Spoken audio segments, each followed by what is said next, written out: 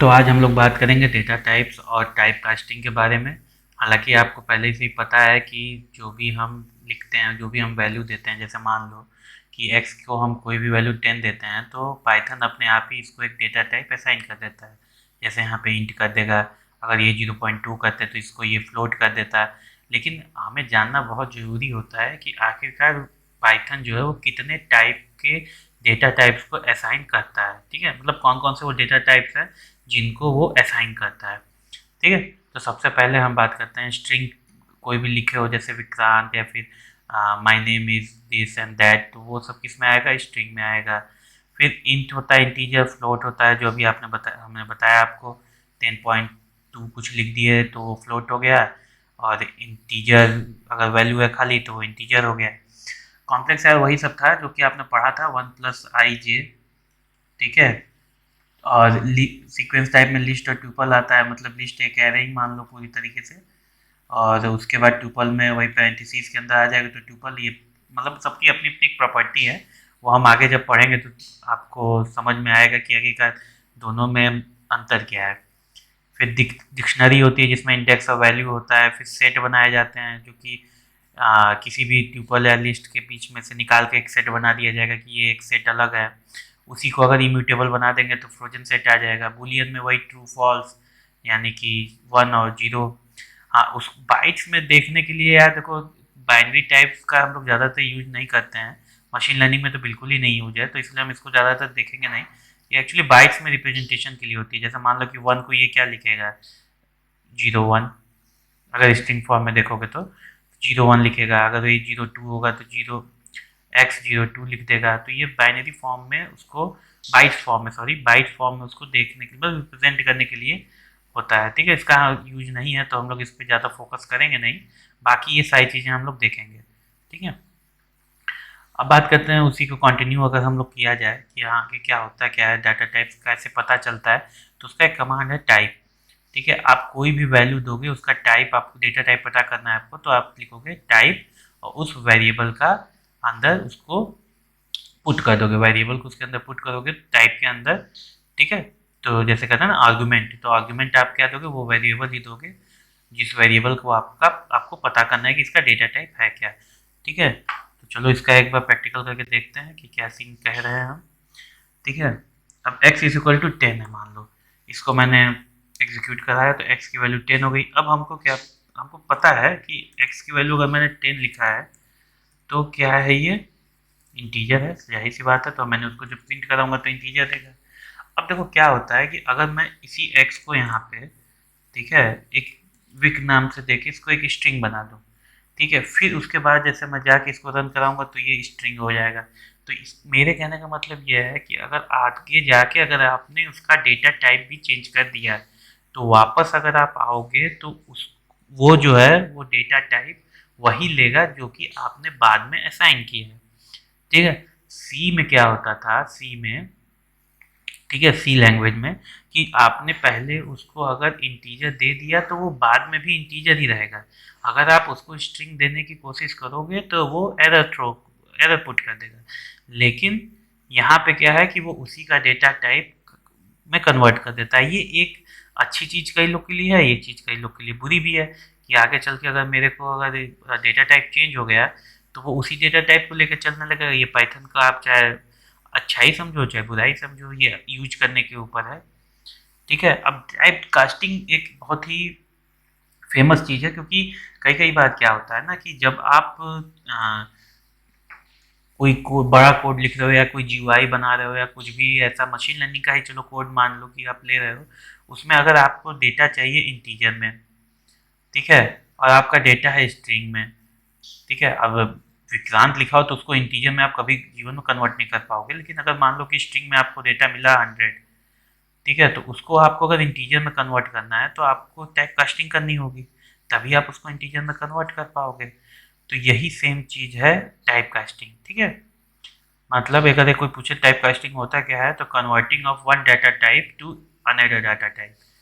ठीक, तो ये चीज़ हम लोग अभी करके देखेंगे। इसमें कई सारी चीज़ें एरर भी पुट करता है, कई जगह पे आपको ध्यान भी रखने की ज़रूरत होती है, तो एक एक करके हम उसको देखते हैं।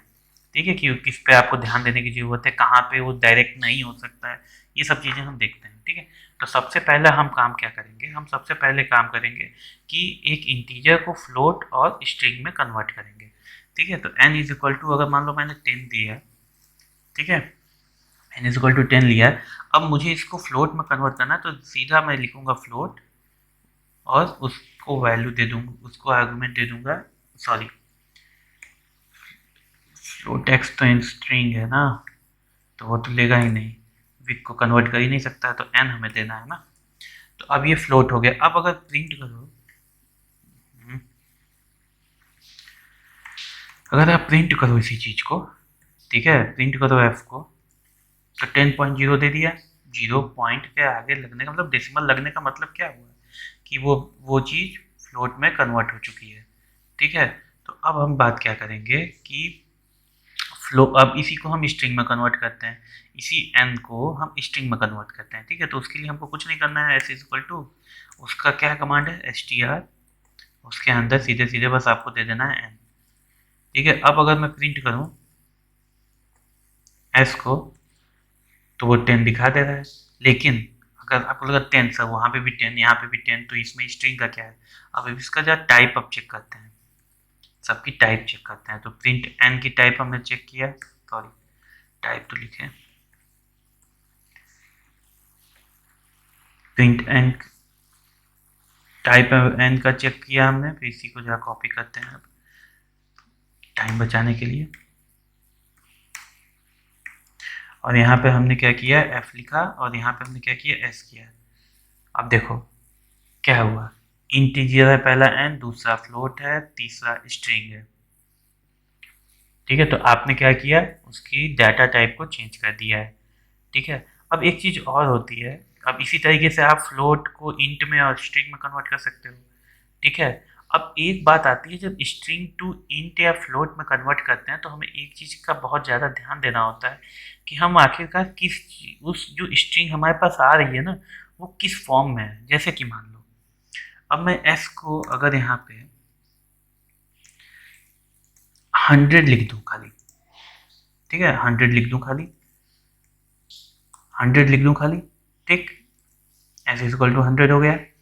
अब अगर मैं इसको n इज इक्वल टू करके अगर मैं इसको इंट में कन्वर्ट करूं, तो कमांड इंट हो गया, s डाला, कन्वर्ट तो हो गया, कन्वर्ट हो गया ना। लेकिन अगर मैं इसी को 10.24 कर दूं, फिर इसको करूंगा, तो ये एरर दे देगा। क्यों? क्योंकि एक फ्लोट अगर स्ट्रिंग में है, तो उसको डायरेक्ट आप इंट में कन्वर्ट नहीं कर सकते हो।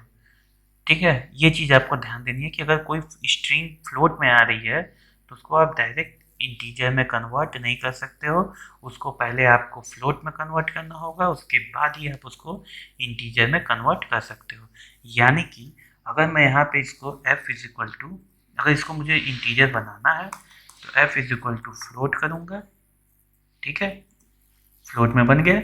अब नेक्स्ट में जाके मैं क्या करूँगा, n is equal to int और f डालूंगा। ठीक है, आर्गुमेंट f होगा, क्योंकि हमारे पास फ्लोट किस में है, f में है। अब अगर मैं प्रिंट करता हूँ n को, तो 100 आ जाएगा। ये 24 ये क्या करेगा, इसको हटा देगा। ठीक है, क्योंकि इंटीजर वैल्यू हमारे पास क्या है, ये 100 ही तो है, समझ लो, ये 100 ही ना है हमारे पास इंटीजर वैल्यू, 0.24 तो हमारे फ्लोट वैल्यू में चला जाएगा, डेसिमल पॉइंट है। ठीक है, तो ये चीज़ आपको ध्यान रखनी है कि अगर ये अगर फ्लोट में आया, तो डायरेक्ट आप उसको इंटीजर में कन्वर्ट नहीं कर पाओगे। हाँ, अगर आपको यही 100 में मिलता है, तो आप फ्लोट में कुछ भी करो, सब सेम ही है, तो फ्लोट में पहले कन्वर्ट करने की जरूरत है नहीं, क्योंकि इंटीजर में ये इंटीजर वैल्यू ही है ना। ठीक है, इंटीजर वैल्यू है। अब एक चीज़ देखो जरा सा, मैं आपको बता रहा हूँ, अब यहाँ पे मैंने स्पेस दे दिया है।